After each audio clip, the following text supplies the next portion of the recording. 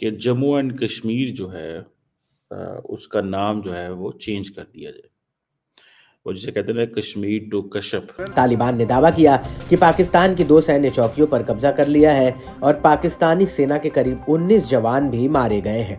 कि साहब 15 चौकियां पाकिस्तानी फौज छोड़ के भाग गई और उसमें तालिबान ने अपना झंडा लगा दिया। दोस्तनुमा दुश्मन पाकिस्तान के खिलाफ मुहिम चला रहे हैं, झूठ को सपोर्ट और हकाइक को मस्क कर रहे हैं। इस्लामाबाद पर जो यलगार हुई, सोशल मीडिया पर झूठ का तूफान उठाया गया। इजलास में ख्वारिज के गिर्द घेरा तंग करने के लिए इलाकाई ममालिक के साथ फाल सिफारतकारी और डिजिटल दहशत गर्दों से सख्ती से निपटने का फैसला किया रही थी, जिसमें कि 4-5 बसें बीच में थीं, 5-7 गाड़ियां आगे पीछे थीं जो उनको एस्कॉर्ट कर रही थी, और बीच में आके किसी ने हमला कर दिया। हिस्ट्री को ठीक करने की जरूरत है। अब होता क्या है कि अमित शाह एक बात करते हैं, बीजेपी का मीडिया सेल, कश्मीर गवर्नमेंट सारा टाइम इसके ऊपर रिप्लाई करते रहते हैं।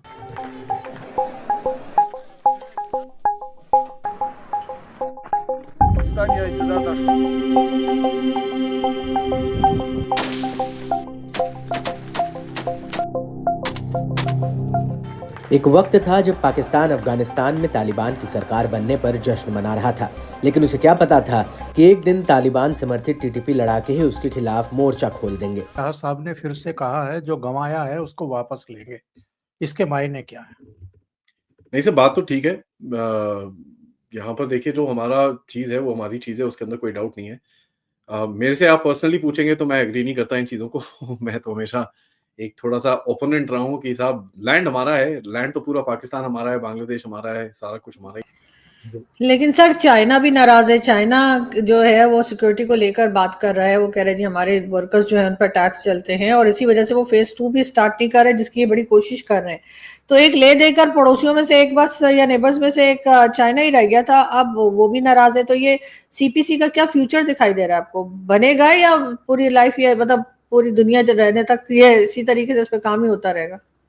नमस्कार दोस्तों अब क्या पीओके ले लेना चाहिए? काफी लोगों का ऐसा मानना है पाकिस्तान इस समय बहुत ज्यादा दबाव में है, इतना ज्यादा दबाव में है कि इस्लामाबाद की सुरक्षा करना ही पाकिस्तान सेना को भारी पड़ रहा है। तालिबान ने लगातार हमले किए हैं, इनकी कई चौकियों पे कब्जा कर लिया है, बहुत से इनके सैनिक भी मारे गए हैं और तालिबान का घेराव अब इस्लामाबाद की तरफ बढ़ रहा है। पाकिस्तान मीडिया को डर है कि वो लाहौर तक भी आ सकता। पाकिस्तान में इतना ज्यादा दबाव है, एक तरफ तालिबान है, दूसरी तरफ बलूचिस्तान में भी इनकी आर्मी पे लगातार हमले हो रहे हैं, जिसमें इनके कई सैनिक मारे गए हैं। चीन इनसे पूरी तरह से नाखुश है और अमेरिका में ट्रम्प के आने के बाद इनके लिए रास्ता आगे का बंद है। यानी कि अमेरिका 20 तारीख के बाद भारत को बोलेगा कि अब तुम पीओके ले लो। पाकिस्तान इस दबाव को समझ पा रहा है और यही रीजन है कि अभी इन्होंने अपने कई यूट्यूबर्स को भी बैन कर दिया है। इनके यूट्यूबर्स के चैनल पे वीडियोस नहीं आ रहे हैं जो भारत की तारीफ किया करते थे, और बहुत लोगों ने तो ऐसे कुछ वीडियो डाले जिसमें वो कह रहे हैं कि भाई अब वो भारत की तारीफ नहीं करेंगे। आप इस सब के बारे में क्या सोचते हैं? क्या वाकई पाकिस्तान से अब पीओके ले लेना चाहिए? आपके जो भी कमेंट हो कमेंट बॉक्स में जरूर लिखिएगा। साथ ही साथ ये भी बताइए कि आपको लगता है कि तालिबान अब लाहौर तक और इस्लामाबाद तक आ जाएगा? आपके जो भी विचार हो कमेंट बॉक्स में जरूर लिखिएगा। वीडियो अच्छा लगे तो लाइक करें, शेयर करें, चैनल को सब्सक्राइब करना ना भूलें,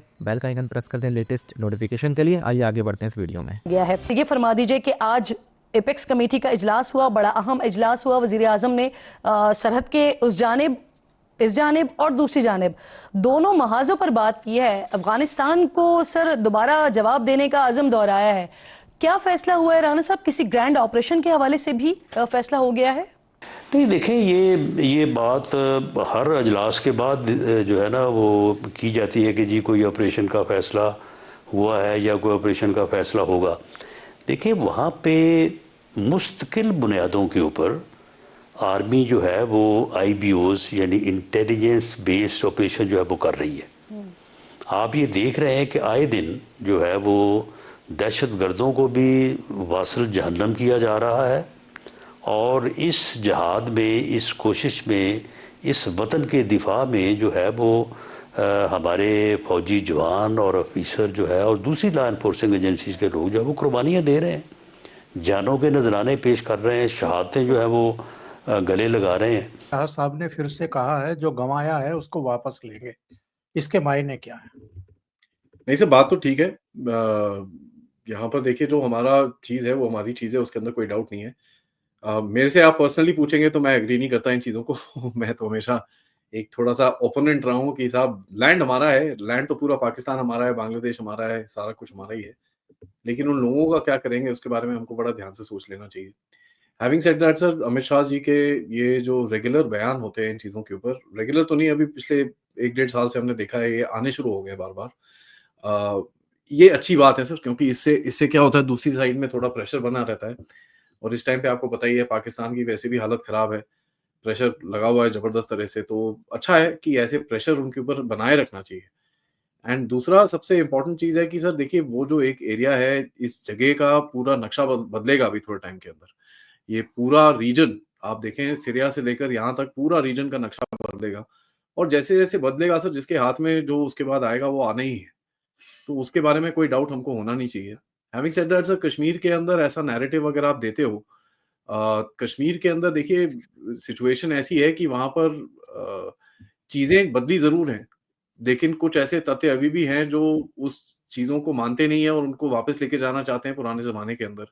ये चीज़ हमको पता है, पॉलिटिकल उनका एक नैरेटिव भी रहता है, ये भी रहता है।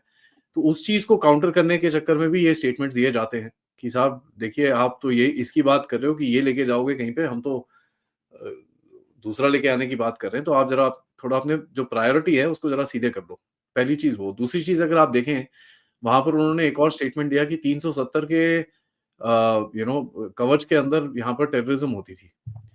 तो ये बड़ी लोकल पॉपुलेशन को भी मैसेजिंग है, ये वहाँ की जो सरकार है उसको भी मैसेजिंग है कि साहब थोड़ा ध्यान से रहिए, आपको हम नोटिस कर रहे हैं। जो आप लोग चीज़ें कर रहे हैं यहाँ पर, आप नोटिस कर रहे हैं और मेरे हिसाब से सर 2026 तक इनको थोड़ा-सा लूज़ रोप दिया जाएगा। उसके बाद आई डोंट थिंक एक टॉलरेंस लेवल रहेगा देश के अंदर कि ये जो भी उल्टे-सीधे अगर कुछ करामात होते हैं, अभी तक तो खैर इतना कुछ नहीं हुआ। आते साथ इन लोगों ने 370 का पूरा ड्रामा रचा था, लेकिन उसका कुछ हुआ नहीं। उसके बाद हमने देखा उमर अब्दुल्ला तो एकदम पलट गए और दूसरी तरफ की बात करनी शुरू हो गई, ये सब हो गया। तो कई लोगों ने बोला यार इनका सॉफ्टवेयर अपडेट हो गया है, क्या हो गया है? बट देखिए, ये पॉलिटिकल पोजिशनिंग होती है सर, आपको भी पता है, हमको भी पता है, ये करते हैं लोग।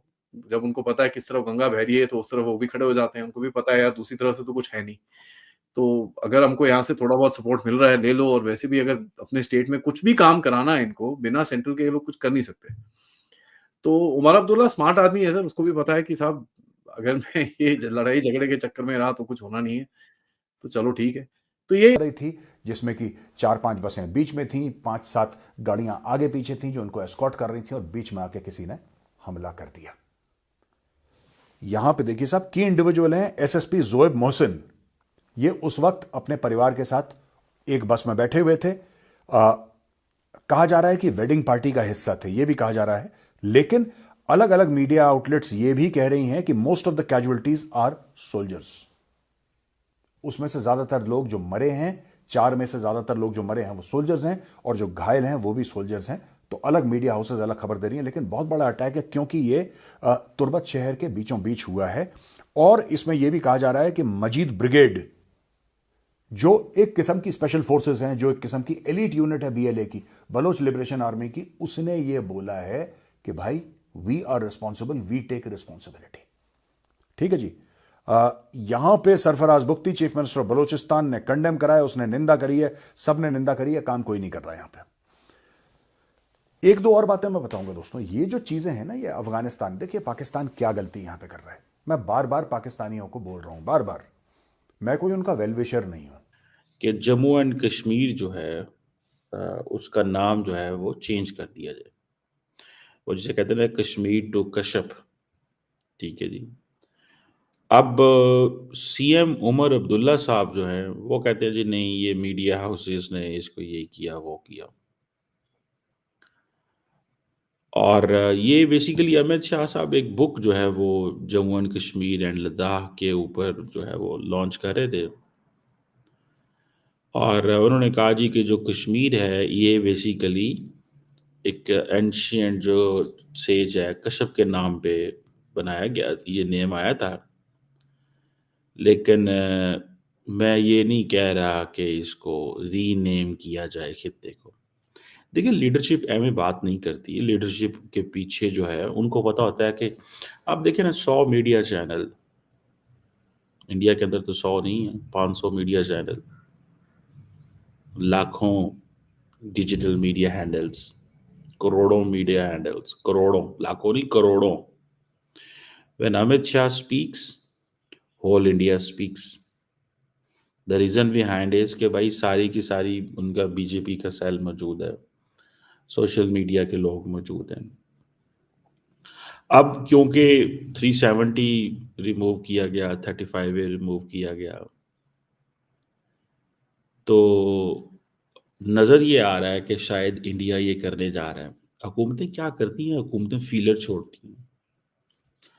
एक बात। दूसरी बात यह है कि what was the need that Amit Shah was supposed to launch a book on Jammu and Kashmir and Ladakh through the ages? उनको क्या ज़रूरत पड़ी थी? अमूमन इस तरह की जो बुक्स होती हैं उनको हुकूमतें सपोर्ट करती हैं, यहाँ पाकिस्तान में भी करती हैं। आई नो ऐसे कई प्रोजेक्ट होते हैं जिनको हुकूमतें सपोर्ट करती हैं।